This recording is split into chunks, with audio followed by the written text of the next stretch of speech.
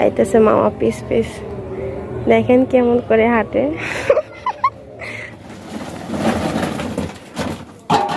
কত লিচু আছে এখানে নিলাম?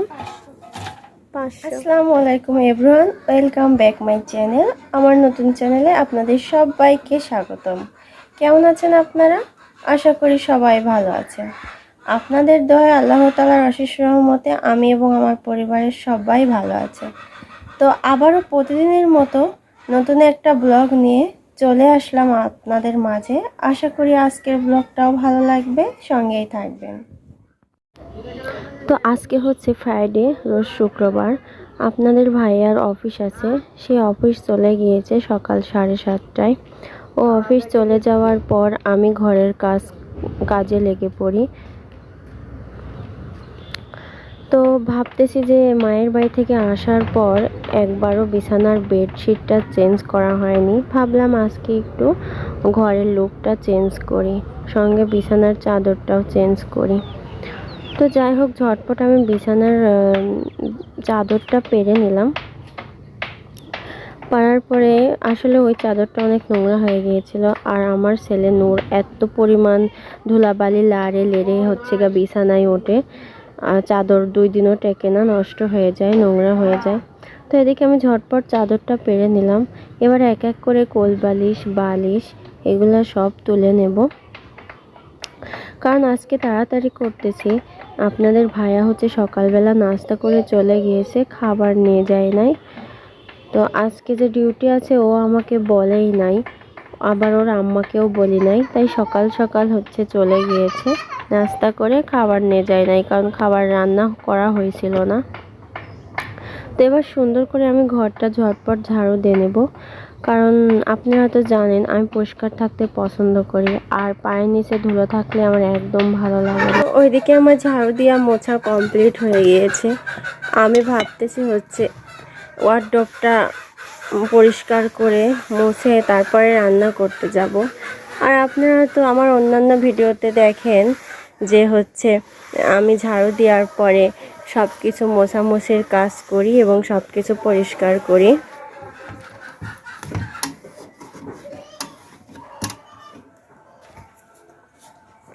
তো ওদিকে মোছা কমপ্লিট হয়ে গিয়েছে, শুধু খাটটা বাকি আছে। তো দেখুন, আজকে গত 2 দিনের জামা কাপড় আমি ভাঁজ করতে পারি নাই, কারণ প্রচণ্ড গরম আর একা একা কাজ করে সময়ই পাই নাই। তাছাড়াও নূর আজকে 2 দিন শরীরটা ভালো নাই, নূরের অনেক জ্বালায় আমাকে, এজন্য কাজ করতে পারিনি।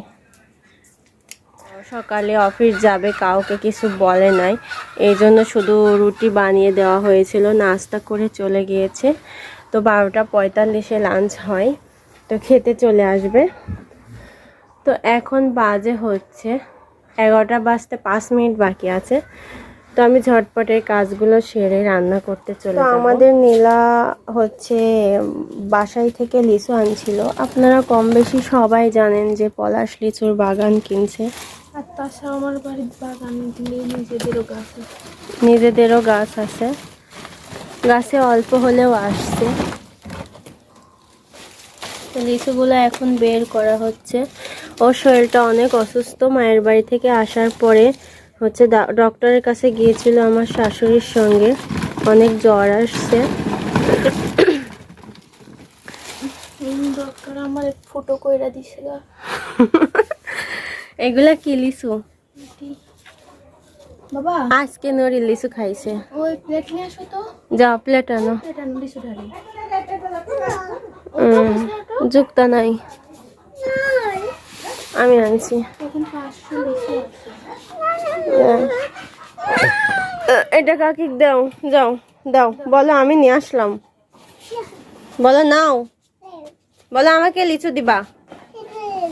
না তো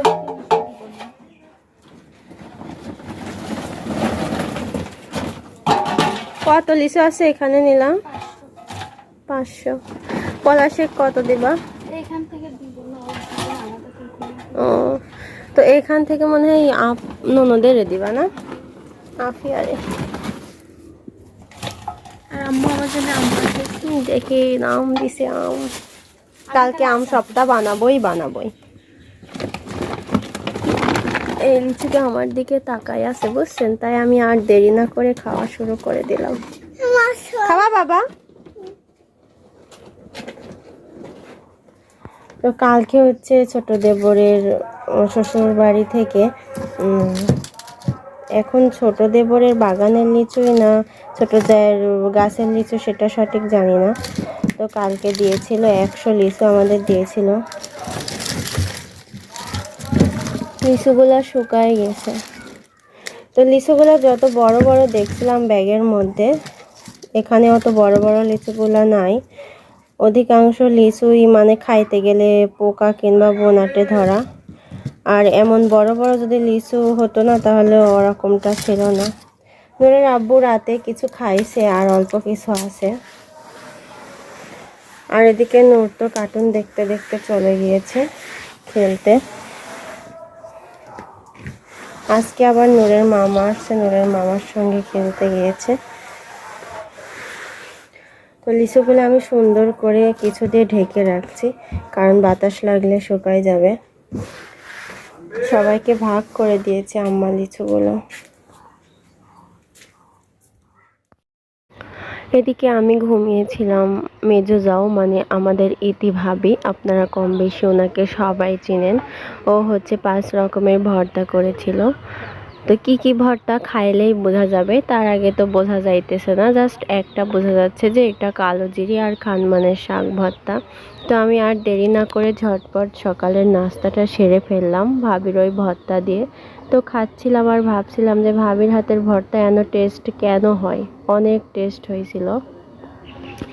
তো তারপর দুপুরে রান্না বান্না শেষ করে ছোট ভাইকে খেতে দিলাম। আজকে রান্না করেছি হচ্ছে লাল শাক ভাজি আর মাছের ঝোল, নিরামিষ তরকারি আর শসা কেটে দিয়েছি। এখানে ছোট ভাই খাচ্ছে। ওদিকে আমিও গোসল সেরে এসেছি, খেতে বসবো, আমার ভাতটাও বেড়ে রেখেছি। তো হঠাৎ করে ছোট ভাই মাছ বাছতে পারে না, বলল মাছ খাবে না, তাই আমি সুন্দর করে ওকে মাছটা বেছে দিচ্ছিলাম। বললাম যে মাছটা খাও, কারণ মাছ খেলে শরীরে। তো দুপুরের খাওয়া দাওয়া শেষ করে নূরের মামা আর হচ্ছে নূর আর আমি একটু বের হলাম বাইরে। তো চলাও, হচ্ছে না। নূর কিন্তু গাড়ি এখনো চালাইতে পারে না, তো ওর মামা গাড়ি চালানো শেখাচ্ছে।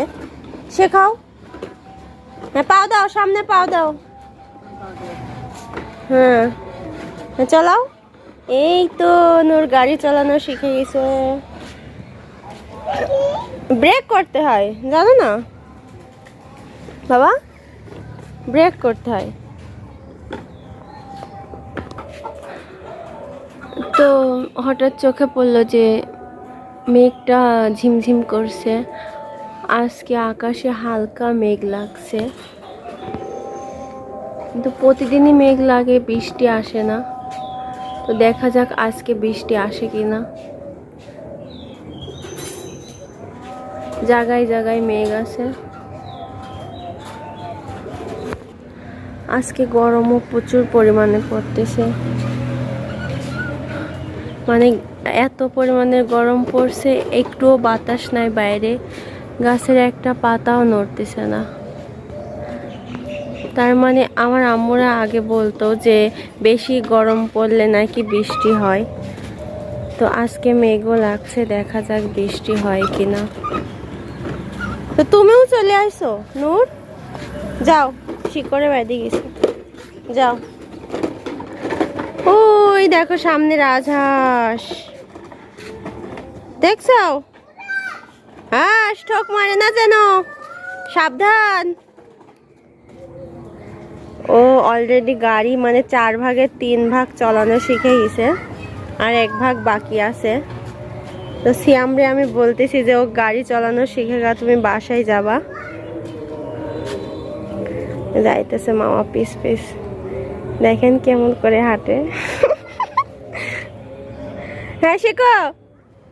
তো আজকের মতো ভিডিওটি এ পর্যন্তই শেষ। আমার ভিডিওটি ভালো লাগলে একটা লাইক করবেন আর অবশ্যই অবশ্যই কমেন্ট করবেন। আর যারা যারা আমার চ্যানেলটিকে সাবস্ক্রাইব করেননি তারা অবশ্যই আমার চ্যানেলটিকে সাবস্ক্রাইব করে দিবেন। আর সবাই ভালো থাকবেন, সুস্থ থাকবেন। আল্লাহ হাফেজ।